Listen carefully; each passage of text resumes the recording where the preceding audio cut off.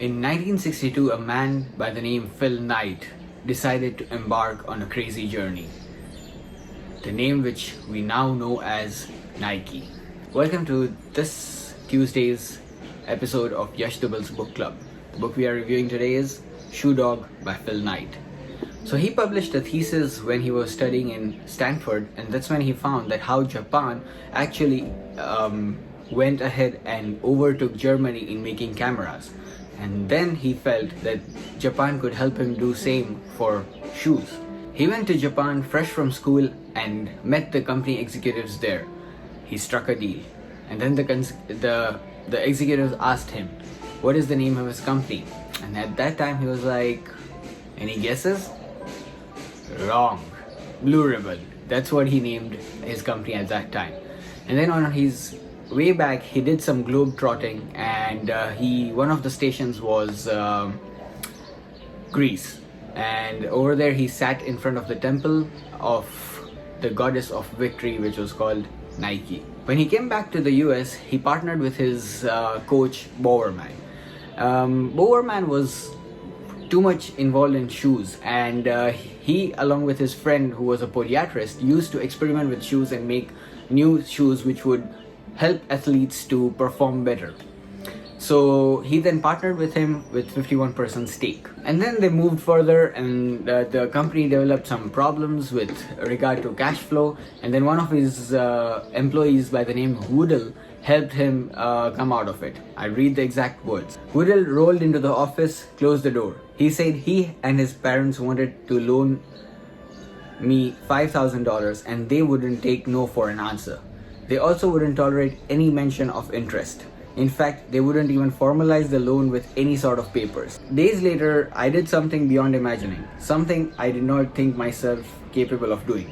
I drove to Woodle's house and asked for the check. I knew the Woodles weren't well off. I knew that with their son's medical bills, they were scuffling more than I. This $5,000 was their life savings. I knew that. But I was wrong. His parents had a little bit more, and they asked if I needed that too. And I said yes. And they gave me their last $3,000, draining their savings down to zero. How I wished I could put that check in my drawer and not cash it. But I couldn't. I wouldn't. On my way out the door, I stopped. I asked them, "Why are you doing this?" Because, Woodle's mother said, "If you can't trust the company your son is working for, then who can you trust?"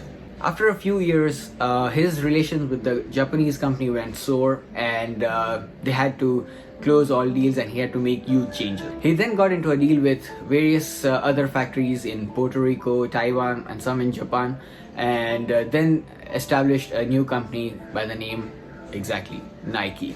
And then the rest is history. It was an overnight success. That's the end of the story. Just kidding. Guess what? He was then sued twice. Once by the Japanese firm, which said he actually betrayed them, which was wrong. He eventually won the suit. But the second time he was sued was by the US government, the Customs Department. They slapped him a bill of $25 million.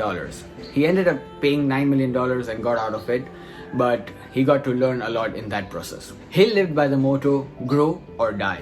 He lived in a dilemma whether to go public or not, because going public would mean he would lose control over the company and also its values. But eventually he found a way to keep control and go public. And the day came. Woodle sat his parents down and told them the news about them going public. "What does that mean?" they whispered. "It means your original $8,000 loan to Phil is worth $1.6 million.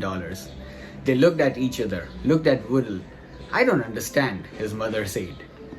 And there again, if you can't trust the company your son works for, who can you trust? And none of us wavered in the relief that stakes did not mean money. For some, I realized business is the all-out pursuit of profits. Period. Full stop. But for us, business was no more about making money than being human is about making blood.